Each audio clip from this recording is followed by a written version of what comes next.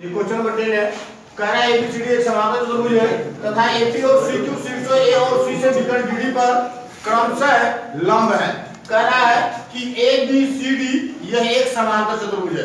ध्यान दीजिएगा, जब समांतर चतुर्भुज है तो समांतर चतुर्भुज के जो विकर्ण होते हैं, समांतर चतुर्भुज के जो विकर्ण होते हैं वह एकांतर कोण बनाते हैं। क्या बनाते हैं? एकांतर कोण। तो यहाँ पर देखिएगा ए बी सी डी यह एक समांतर चतुर्भुज है और बीडी इसका एक विकर्ण है। बीडी क्या है? विकर्ण है। तो इसमें देखिएगा हम सीधे उपपत्ति पर चलते हैं और उपपत्ति में देखिएगा सर्वप्रथम हम इसी चीज को रिप्रेजेंट करते हैं। चूंकि ए बी सी डी एक समांतर चतुर्भुज है, एक समांतर चतुर्भुज है,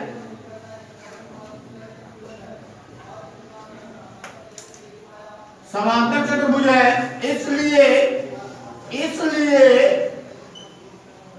ए बी समांतर होगा किसके? बीसी के। और देखिएगा आप लिख सकते हैं और तिर्यक रेखा बीबी कहिए चाहे बीडी कहिए, ठीक है, इनको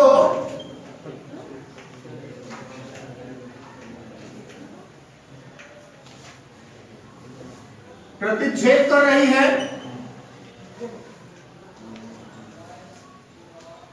ठीक, अतः आप कह सकते हैं कि यहां पर एकांतर कोण बराबर होंगे। आप कह सकते हैं कोण ए बी डी बराबर कोण सी डी बी होगा और ये होगा एकांतर अंतःकोण। तो देखिएगा ये एक आपका पॉइंट क्लियर हो गया। अब देखिएगा हम क्या करते हैं, अब हम इस त्रिभुज और इस त्रिभुज को लेते हैं, त्रिभुज ए पी बी, त्रिभुज ए पी बी और त्रिभुज सी क्यू डी में इन दोनों त्रिभुजों को लेते हैं। तो देखिएगा अब आप लिख सकते हैं त्रिभुज ए पी बी और त्रिभुज सी क्यू डी में। समझ में आ रहा है बेटा? ए पी बी और सी क्यू डी में, इसमें देखिएगा आपको मिलेगा कोण ए बी डी बराबर कोण सी डी बी और ये आपका होगा एकांतर कोण। कैसा कोण होगा भैया? एकांतर कोण। और देखिएगा कोण ए पी बी बराबर कोण सी क्यू डी और बराबर आप लिख सकते हैं क्या? 90 अंश। और ये दिया है, ये दिया है। और एक चीज देखिएगा बेटा, और एक चीज देखिएगा A B is equal to C D होगा, A B is equal to C D होगा। और इसको आप लिख सकते हैं समांतर चतुर्भुज, समांतर चतुर्भुज की सम्मुख भुजा, समांतर चतुर्भुज की सम्मुख भुजा। तो ये आपका बराबर हो गया। अब देखिएगा इन दोनों त्रिभुजों की अगर हम बात करें तो इन दोनों त्रिभुजों में हमको ए ए एस यानी कोण कोण भुजा मिल रहा है। क्या मिल रहा है? कोण कोण भुजा। तो आप कह सकते हैं त्रिभुज A P B is congruent, ये सर्वांशम होगा त्रिभुज सी क्यू डी के और ये सर्वांशम होगा ए ए एस सर्वांशमता के नियम से। जब ये दोनों त्रिभुज सर्वांशम हो गए तो आपका पहला पॉइंट फाइंड हो गया।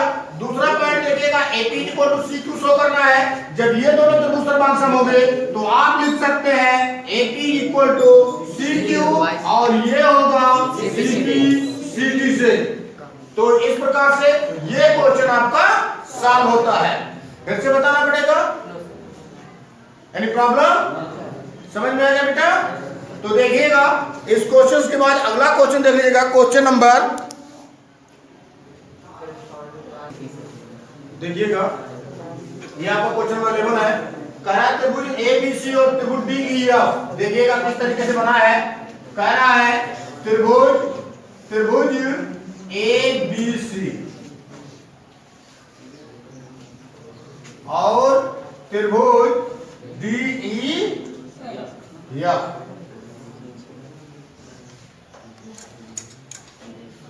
इस तरीके से बना है। ये आपका ए बी सी है और ये आपका डी ई एफ है और कह रहा है इन शीर्षों को मिलाया गया है ऐसे।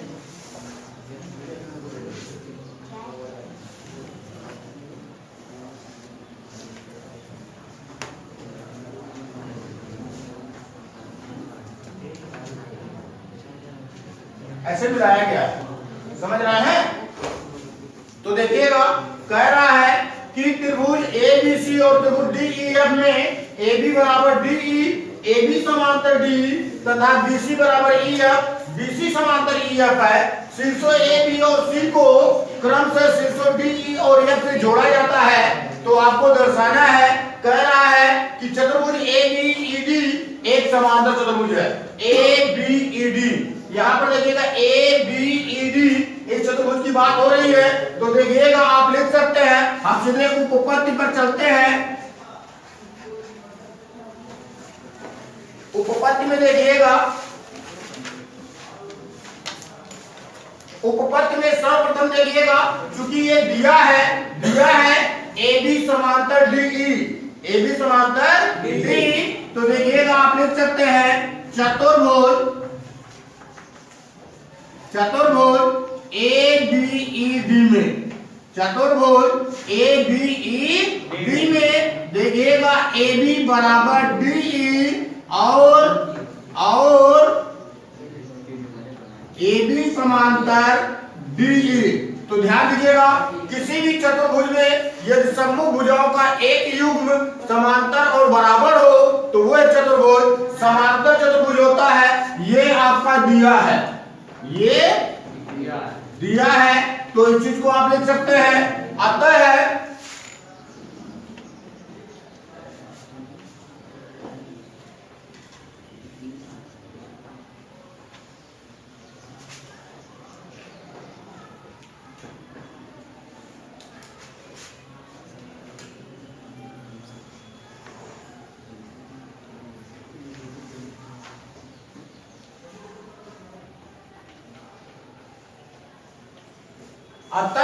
यह एक समांतर चतुर्भुज होगा। आप अगर रीजन लिखना चाहें तो आप लिख सकते हैं किसी भी चतुर्भुज की सम्मुख भुजाओं का एक युग्म यदि समांतर और बराबर है तो वह समांतर चतुर्भुज होता है। आप चाहो तो उसको लिख सकते हैं।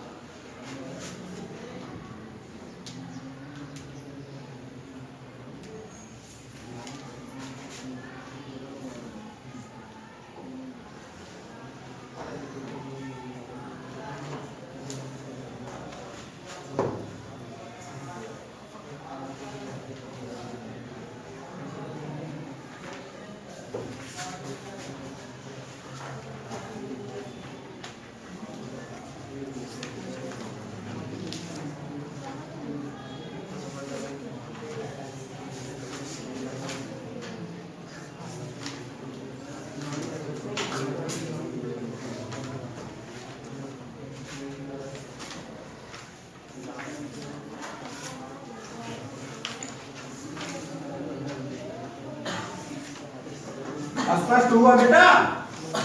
अब क्लियर हो गया ना?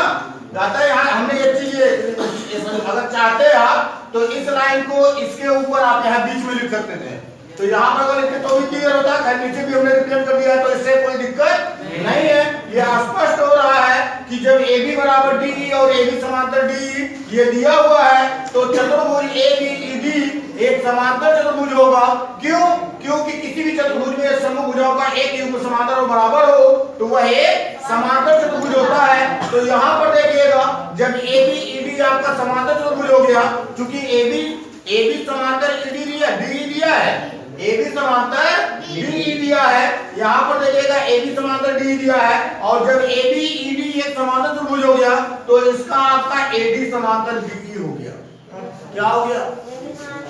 अतः आप लिख सकते हैं ए बी बराबर डी या ए बी समांतर डी होगा। समझ रहे हैं? समांतर चतुर्भुज से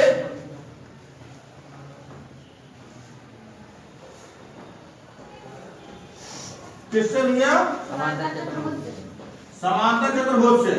तो देखिएगा समांतर चतुर्भुज की समूह भुजाएं क्या होती है? बराबर और समांतर होती है। समांतर चतुर्भुज की समूह भुजाएं बराबर और समांतर होती है। तो ये आपका क्लियर हुआ पहला पॉइंट। दूसरे पॉइंट की बात करते हैं, BECF। BECF इसकी बात करते हैं। तो देखिएगा आप लिखेंगे चतुर्भुज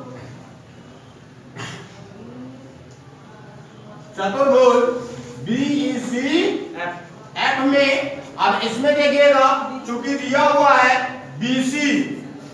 BC बराबर दिया है, BC बराबर EF और BC समांतर EF। ठीक है। अब देखिएगा जो समूह भुजाओं का एक एक समांतर और बराबर में आता है, ये चतुर्भुज क्या हो गया? समांतर चतुर्भुज हो गया। आप ये लिख सकते हैं चतुर्भुज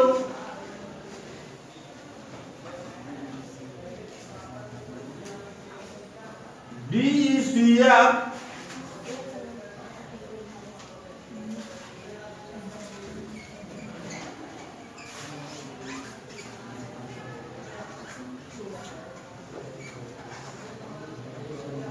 एक समांतर चतुर्भुज होगा।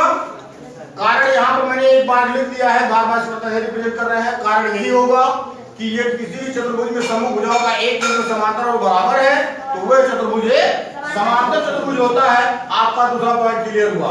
अगर हम बात करें BE समांतर CF, तो यहाँ पर देखिएगा जब BECF एक समांतर चतुर्भुज हो गया, तो यहाँ पर देखिएगा BE समांतर CF होगा। क्या होगा? BE समांतर CF और BE बराबर होगा CF के। BE बराबर होगा CF के। यहाँ पर देखिएगा अगर आप चाहें तो इसको आप समीकरण 1 बना सकते हैं और इसको आप समीकरण 2 बना सकते हैं। तो देखिएगा समीकरण 1 और 2 से, समीकरण 1 और 2 से, तो समीकरण 1 में देखिएगा BC बराबर EF है और BC समांतर EF है। ये नहीं आपका समीकरण 1 कहाँ है? यहां पर होगा ना? नहीं, ये AD वाला, ये आपका समीकरण 1 होगा ये। तो इसमें देखिएगा AB बराबर BE और AD समांतर BE है, और समीकरण 2 में BE समांतर CF और BE बराबर CF। तो यहाँ देखिएगा BE दोनों में क्या है? उभयनिष्ठ है। तो आप लिख सकते हैं समीकरण 1 और 2 से। तो समीकरण 1 और 2 से जब आप तुलना करेंगे तो समीकरण 1 में देखिएगा AB बराबर BE और समीकरण 2 में BE बराबर CF।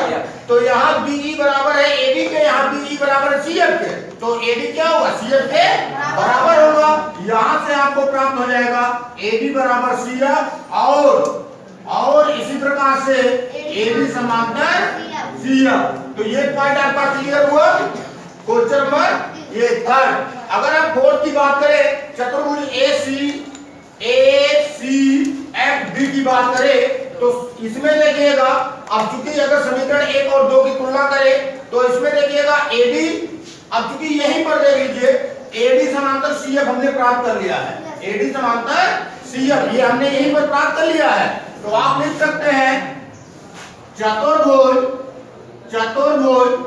ACFD में। अब इसमें देखिएगा AB बराबर CF और AD समांतर CF, यह हमको प्राप्त हो चुका है। समझ रहे हैं? आप लिख सकते हैं ज्ञात किया है। तो देखिएगा जब किसी भी चतुर्भुज में समूह भुजाओं का एक युग्म समांतर और बराबर होता है तो वह चतुर्भुज समांतर चतुर्भुज होता है। आप लिख सकते हैं अतः चतुर्भुज ACFD एक समांतर चतुर्भुज होगा। एक समांतर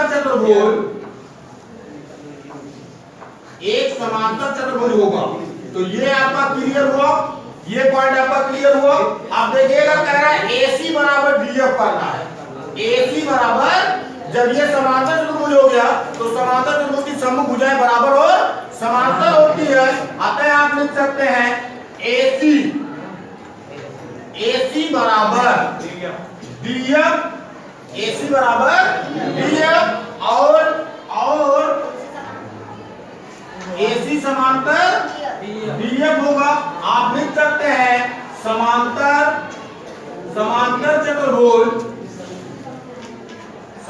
चतुर्भुज की सम्मुख भुजाएं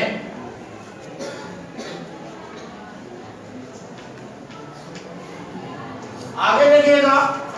अब ये पॉइंट आपका क्लियर हुआ। अगर हम बात करें पांचवें पॉइंट की तो यहां पर देखिएगा हमको CF बराबर AC बराबर DF मिल चुका है और दो पॉइंट यहां पर ऑलरेडी दिया है।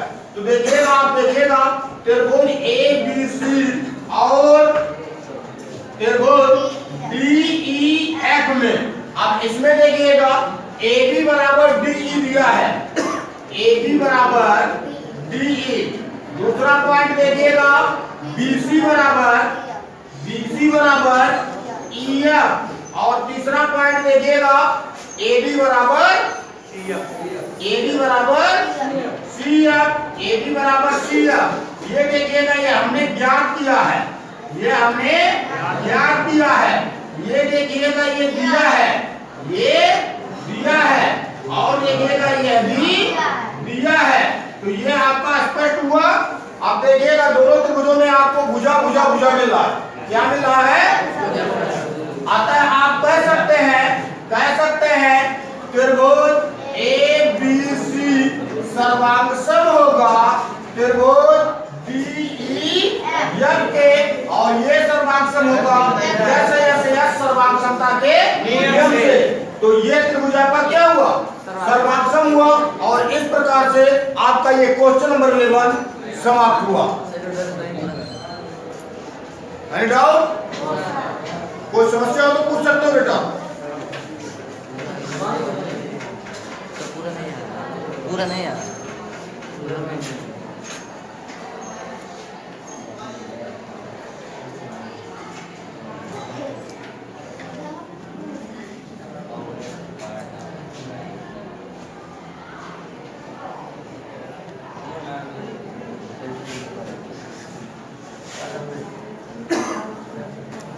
अगर बेटा किसी भी प्रकार की समस्या होती है तो निसंकोच आप अपनी समस्या का समाधान कर सकते हैं, और आप अपनी समस्या कहेंगे तभी ये संभव है।